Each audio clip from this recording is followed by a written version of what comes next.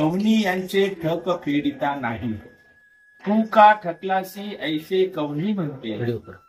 श्री चक्रधर प्रभू म्हणतात की हा सगळा समाज ठकवल्या गेलाय, फसवल्या गेलेला आहे आणि म्हणून ह्या समाजामध्ये दुःख आहे. त्या काळातले जे धर्मगुरू होते त्या धर्मगुरूची एक जबाबदारी होती की ह्या समाजाला सत्य ज्ञान सांगण्याची जबाबदारी होती, भगवद्गीतेचं ज्ञान सांगून यांना सन्मार्ग दाखवण्याची त्यांची जबाबदारी होती. परंतु ते भगवद्गीतेचं ज्ञान तर काही सांगतच नव्हते, परंतु त्या समाजाला चुकीचं ज्ञान सांगायचे. त्या काळामध्ये धर्मगुरू त्या समाजाला तुम्ही देवी देवतेची भक्ती करा, व्रत वैकल्य करा, समाधीची पूजा करा, उपवास तापास करा आणि हे केलं म्हणजे तुमचं भलं होईल. आणि तुम्ही पुढे काय सांगायचे की पती मेला की तुम्ही सती जा. आता हे जे ते सांगत होते त्या काळामध्ये ते सगळं फसवणारं ज्ञान होतं. कारण त्याप्रमाणे त्यांच्या सांगण्याप्रमाणे हा समाज देवी देवतेची भक्ती करत होता, व्रत वैकल्य करत होता, उपवास तापास करत होता आणि सती जात होता. आणि त्यामुळं काय की हा समाज दुःखाला प्राप्त होता आणि समाजातील सगळं दुःख त्या गोष्टीवरती अवलंबून होतं. कारण हे चुकीचं ज्ञान सांगितल्यामुळे समाज तसा ऐकत होता आणि दुःखाला प्राप्त होत होता. सर्वज्ञ श्री चक्रधर स्वामी सांगतात या देवी देवतेची जर भक्ती केली तर हा जीव कर्मबंधनामध्ये पडेल, देवता चक्रामध्ये अडकून पुढे नित्य नरकाला जाईल. आणि त्या काळातले लोक सांगत होते सतीचा.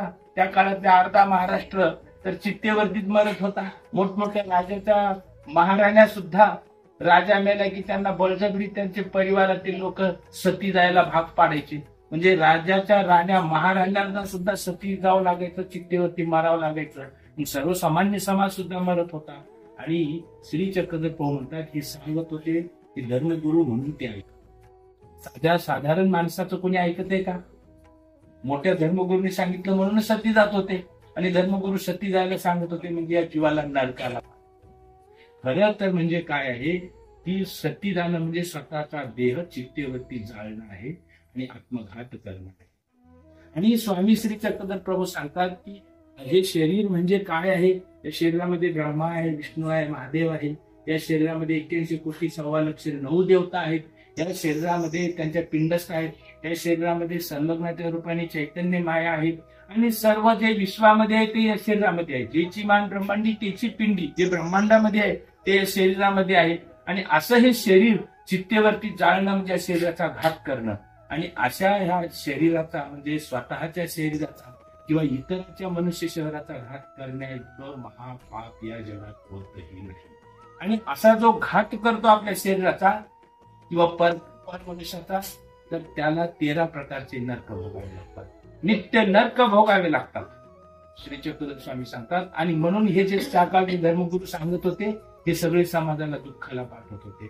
आणि या जीवाचं दुःख बघून श्री चक्रधर स्वामी म्हणतात आमचं अंतःकरण कळवळून जात आहे. हा अवघा जणू ठकला ठेला असे कवनी यांची ठक फेडिता नाही, तू का ठकलासी ऐसे कवनी म्हणते नाही. असं स्वामी श्री चक्रधर प्रभू निरोपण करीत होते. आणि या ठिकाणी ह्या अरण्यामध्ये इथे भारद्वाज पक्षी बसलेला होता आणि त्यांनी पाहिलं की ईश्वर अवतार बाबळीच्या झाडाखाली बसलेले आहेत आणि भक्तिजनांना कळवळून निरोपण करतायत. तो वेधला देवाखाली, आकर्षित झाला आणि जवळ आला आणि त्या बाबळीच्या झाडावर बसून देवाचं दर्शनाचा आनंद घेऊ लागला. बराच वेळ झालेला होता. बाईसांनी उपहार काढला, देवाची आरोग्य झाली इथं. नंतर मग भक्तिजनांनी भोजन प्रसाद घेतला. तोपर्यंत 12 वाजले होते आणि मग देवानी आता देव निघाले आता पुढे जाण्यासाठी. थोडा वेळ थांबले, देव निघाले. भक्तिजन देवाच्या सोबत निघाले. मग देव निघाले, भक्तिजन चालायला लागले. तो पक्षी भारद्वाज पक्षी देवाचाच होऊन गेला होता. आता तो देवाला सोडून राहिला आणि मग तो पक्षी सुद्धा देवाच्या सोबत निघाला. काही अंतर गेल्यानंतर तो पक्षी रस्त्याच्या मधोमध येऊन बसला आणि देवाच्या दर्शनाचा आनंदित झाला. देव तिथपर्यंत पोहोचले आणि देव म्हणाले, त्या लक्ष्मी देवाला तो पक्षी दाखवला देवाने आणि म्हणाले, पुण्य महात्मे हो, हे पाखरू कवनीय ठाईचे ऐसे तुम्ही जाणत असा. हे पाखरू कुठले आहे, तुम्हाला याची जाणीव आहे का? लक्ष्मी समोर आले, दंडवत केला आणि म्हणाले, हा पक्षी बाबळीच्या झाडावरती येऊन बसला होता, तिथून हा पक्षी येतोय सोबत. मग देव भक्तजनांना सांगितलं देवाने की आम्ही अशी वेदशक्ती धारण केलेली आहे की माणुसे तरी माणुसे, पाखिरवे तरी पाखिरवे, गोरुवे तरी गोरुवे, याते देखती आणि पाठी येऊन लागत. माणसं असोत, पशु असो, पक्षी असो, आमचं दर्शन झालं की ते आमच्याकडे वेधतात आणि आमच्या सोबत सोबत यायला लागतात. त्या पक्षाची सुद्धा अशीच अवस्था झालेली आहे, आमच्याकडे वेधल्या गेली. भक्तीजन त्या पक्षाकडे कौतुकाने पाहू लागले. पक्षी देवाच्या दर्शनाच्या आनंदामध्ये निमग्न. भक्तीजनांना वाटू लागलं कदाचित की बाबा हा जीव आहे आणि हा किती देवाकडे वेधला गेलेला आहे. कौतुक वाटलं त्याचं. आणि मग देव त्या पक्षाला म्हणाले, महात्मे हो आता तुम्ही जा.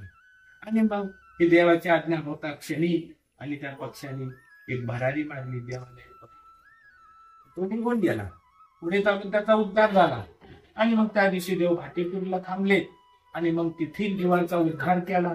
मुक्काम केला देवाने भाटेपुरीमध्ये.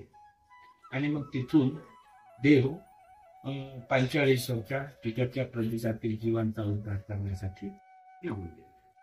अशा प्रकारे भारद्वाज पक्षाला वेद झालेली ही लीळा.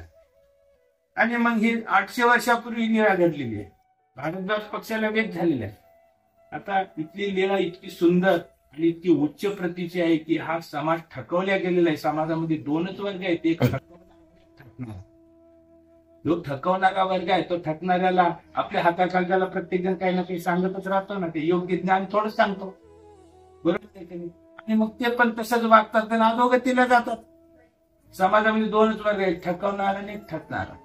हे देवानी तो महत्वाचं निरूपण केलं.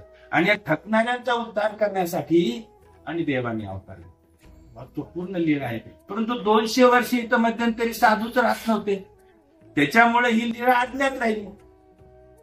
आता एवढं मोठं स्थान तुम्ही सुद्धा पहिल्यांदा आले. आतापर्यंत कितीतरी स्थान तुम्ही वंदन केले असतील का? हो, केलेत का नाही? कितीतरी स्थान वंदन केलेले. मग हे स्थान पहिल्यांदाच कसं? जालना तर कित्येक वेळा केला असेल तुम्ही. हे स्थान पहिल्यांदा कसं? आपण तर 1650 तीर्थस्थान की जय म्हणतो.